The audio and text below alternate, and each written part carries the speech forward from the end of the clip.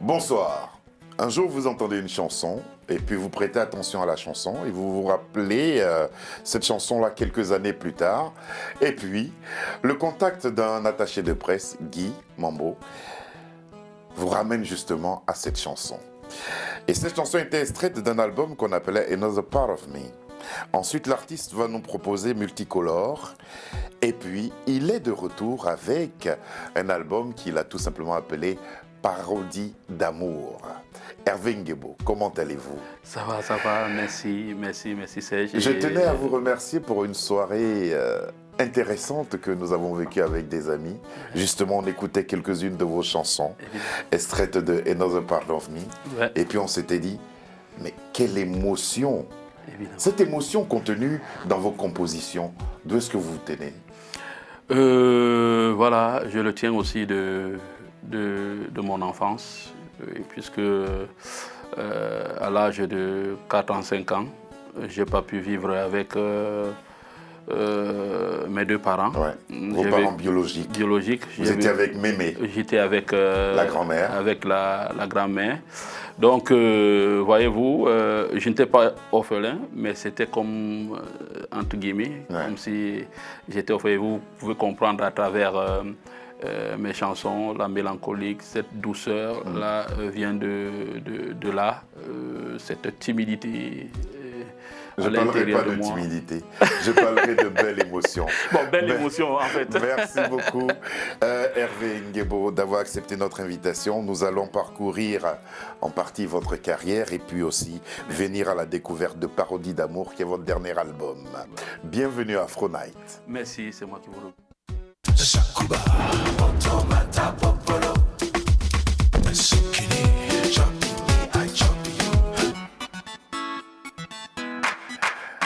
On va vivre une scène qui va rappeler un peu, je pense que cette scène contient votre parcours. Répétition, concert, festival manqué, crise de la Covid, concert et festival au Japon reporté, mais il faut que ça se fasse en ligne. Voici ce que ça donne.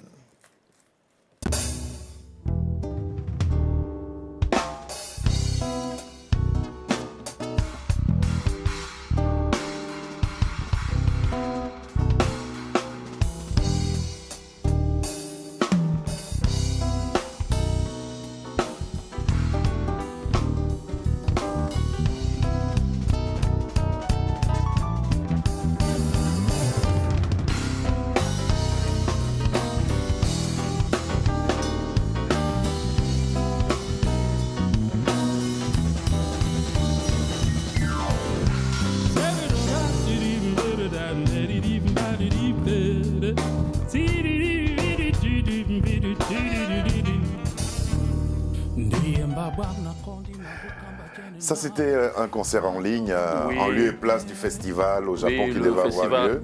KMG qui effectivement a eu lieu, mais les musiciens se sont exprimés juste en ligne. Vous savez, avec ce fameux virus qui nous a fait tous défaut. Voilà, donc c'était le festival KMG au Japon. Le dispositif dans lequel vous êtes me rappelle aussi les répétitions. Oui, les répétitions. Les répétitions. Aussi, ouais. Il est dit quelque part que vous montez un peu au-dessus des clôtures pour voir répéter les sans-visa.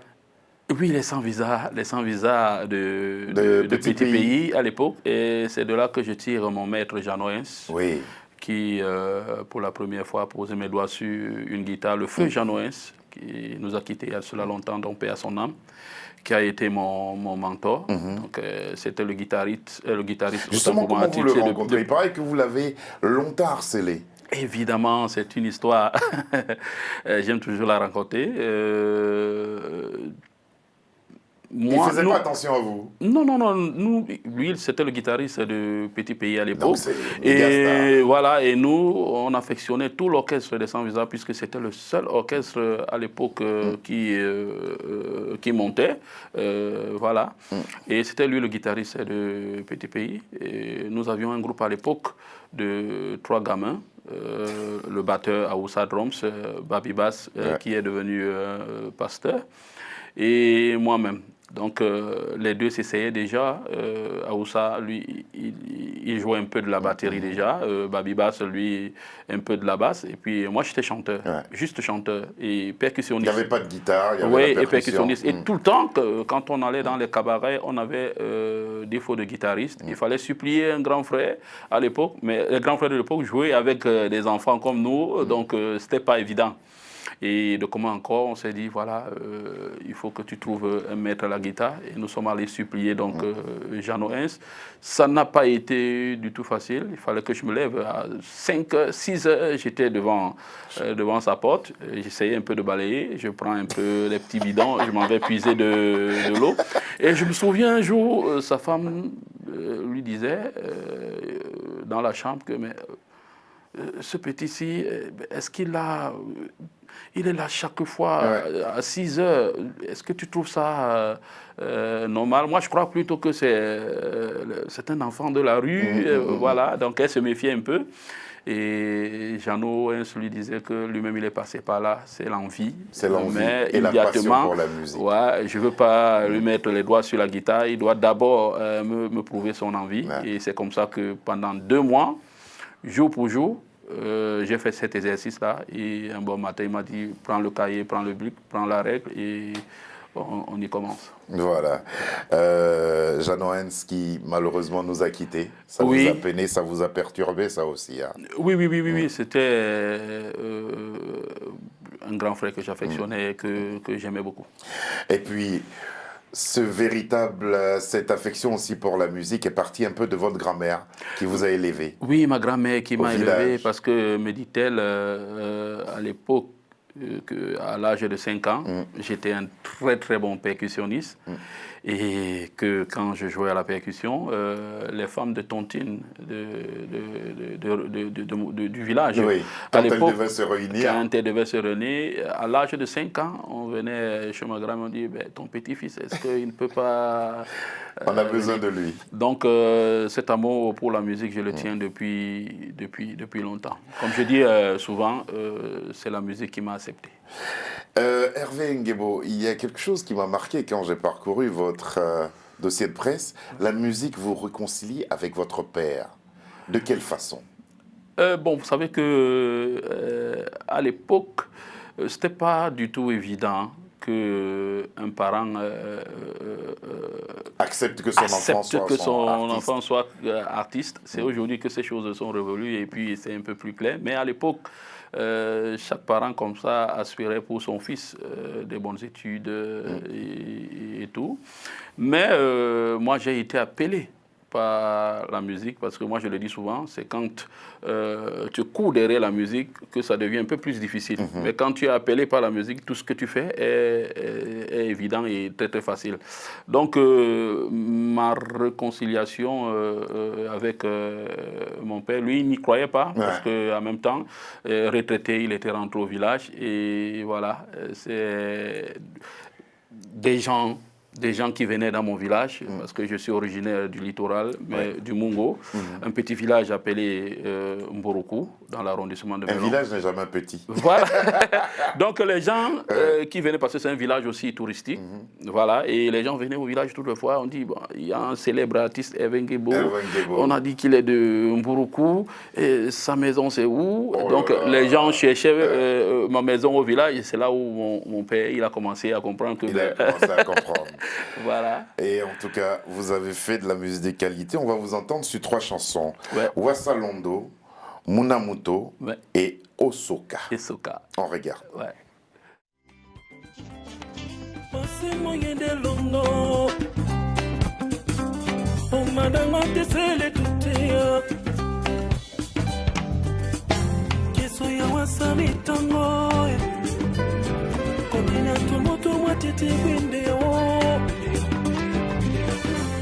Soya wasala pila Kodina tomoto watete binde Ibene motomo ibene yali woy Ibene motomo ibene yali woy Yesele mitango yesele pila Yesele mitango yesele pila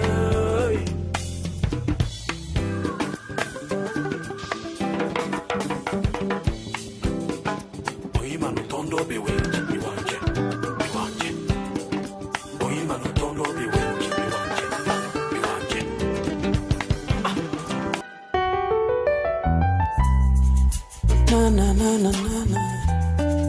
Na na na na na na na na. Oh yeah yeah. Oh night. Tim Selemba mulema mami. Tim Selemba mulema mami. Tim Selemba mo. Yeah. Imabwami na kondi mabuka majene nawe na pepe amutu. Tim Selemba mo. Muna mutu. Imabwami na kondi mabuka majene nawe na pepe. Umulema. Muna mutu. So Tim Selemba mulema mwami. Binambamo na usanewa nina manumbea wa mabongo nikanyese nisi bodiwa uditopo na uja topo owasa tengenemba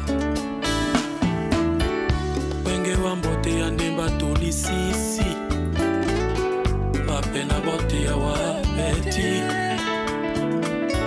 Ponse to kote mongele mongo anonimuna Antebana madiawa Ebana yenai Esoka ya mumina mato yebonde wasambla Mbela toyo singe Isi mabusa yuji Ponse to kote longe longo anonimuna mbale Antebana madiawa.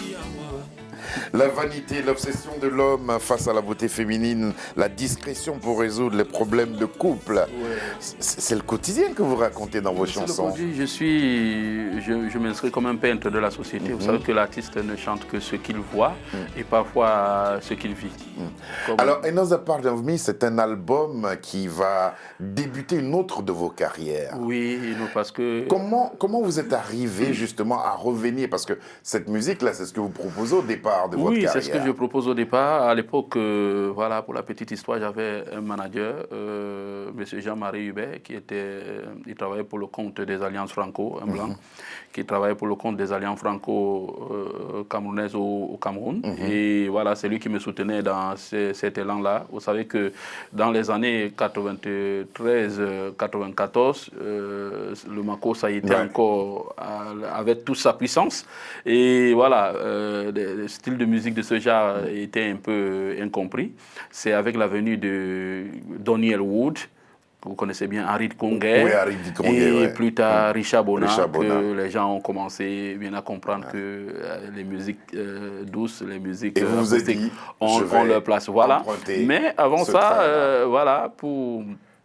La petite histoire, j'ai tout fait parce qu'avant 2012-2013, Another Part of Me, j'ai 5 albums de variété où j'ai représenté comme ça, oui, Cartouche, avec le Quartier Show international, voilà, du Ndombolo, du Makossa, du Mangambe, du Bikutsi. Et vous arrivez sur scène de reprendre des chansons aussi de cette époque-là? Je ne peux pas me départir de cette époque-là. Il arrive sur scène qu'au Cameroun, les gens crient partout dans la salle, oui, bon, tu as tout chanté maintenant, mais nous aussi le Quartier Show et tout.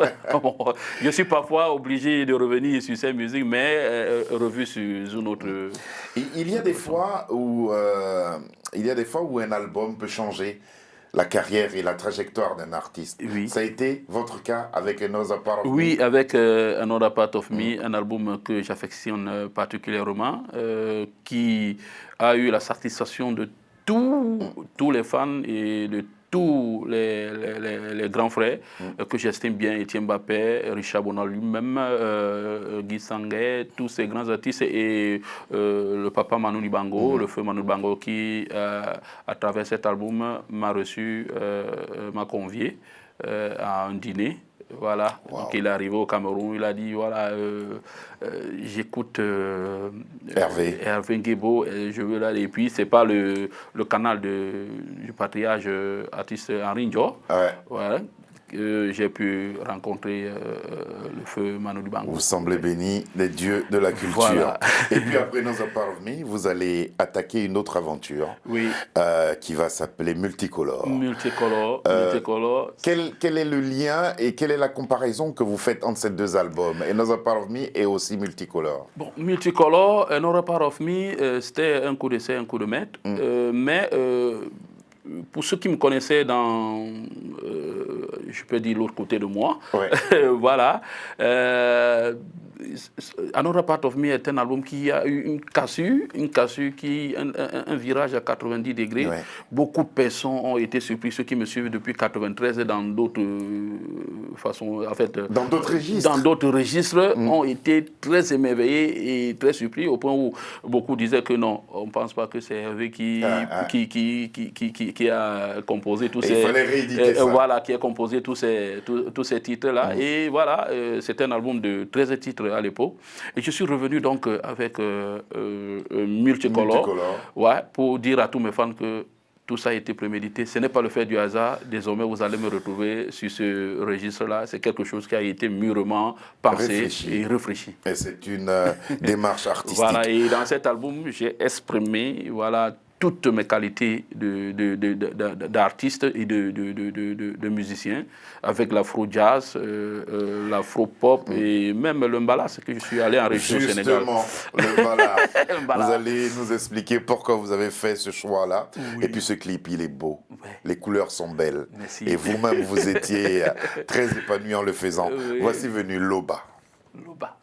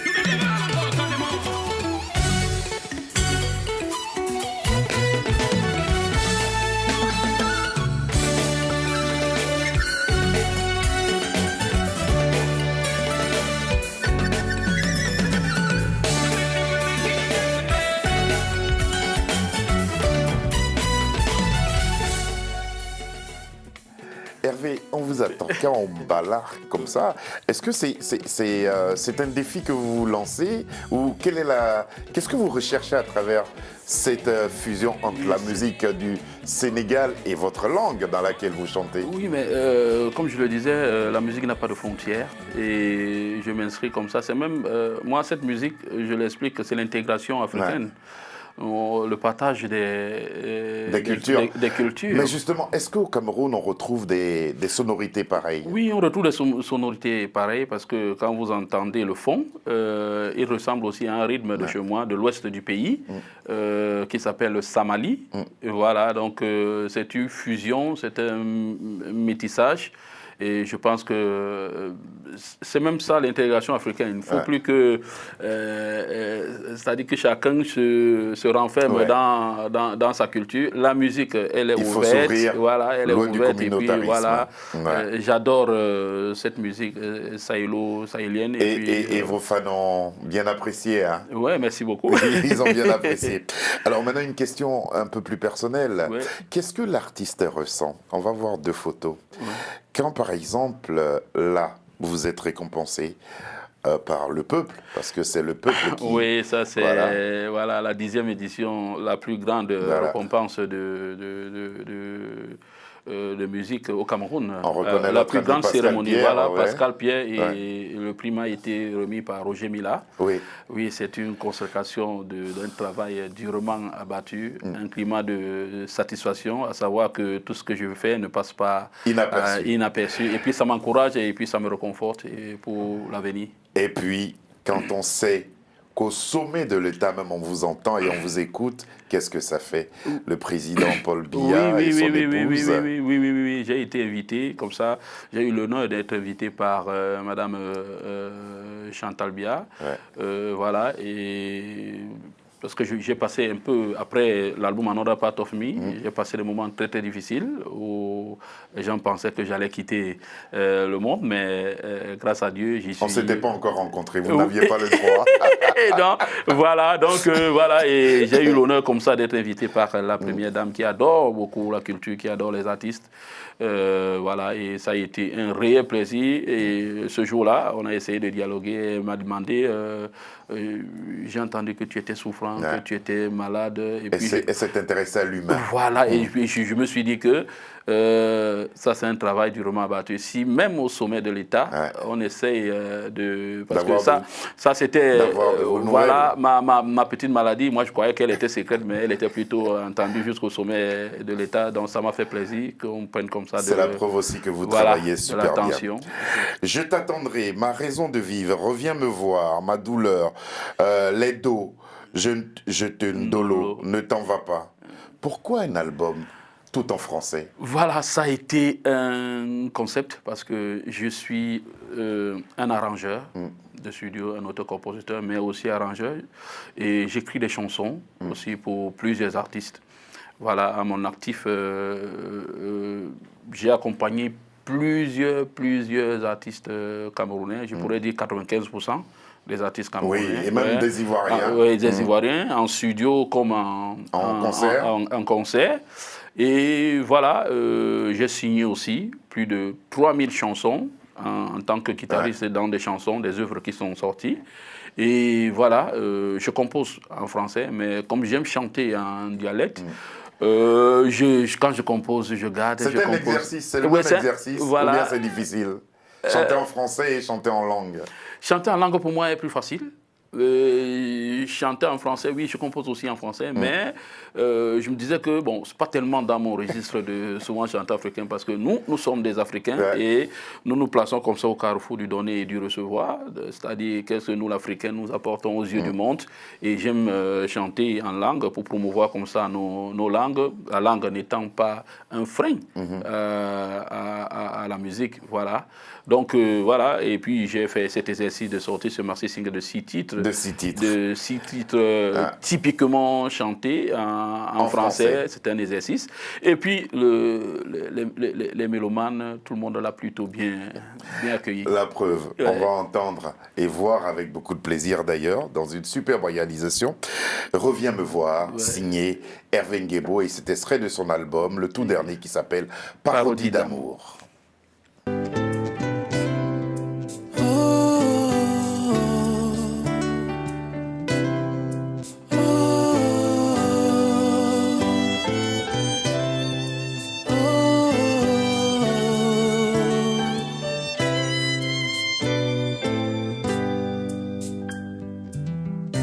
Tu es la côte de ma côte. Je veux partager mes jours avec toi. Où es-tu? Reviens me voir. Où es-tu? J'ai soif de toi. Tu es la côte de ma côte. Je veux partager mes jours avec toi. Où es-tu? Reviens me voir. Où es-tu? J'ai soif de toi.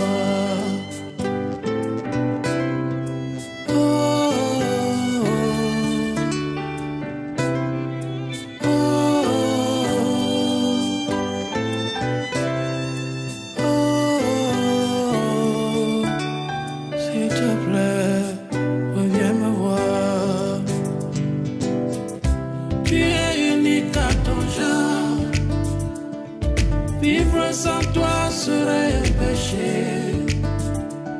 Je suis atteint de paix, de patience. S'il te plaît, reviens me voir. Tu es unique à ton genre. Vivre sans toi serait un péché. Je suis atteint de paix, de patience. Parodie d'amour. Pourquoi parodie? Pourtant, ce que vous dites concerne un peu tout le monde. Oui. Et puis, pardon, c'est une chanson que j'aimerais dédier à Lucie, avec quelques jours de retard, car c'était son anniversaire il n'y a pas très longtemps. Elle revient me voir. Bisous, Lucie, reviens nous voir. Ouais. Elle est tout le temps là, pourtant. Oui. Oui, moi... Bon, pourquoi parodie d'amour? Oui, les gens me l'ont posé cette question. Pourquoi as-tu cherché à parodier l'amour?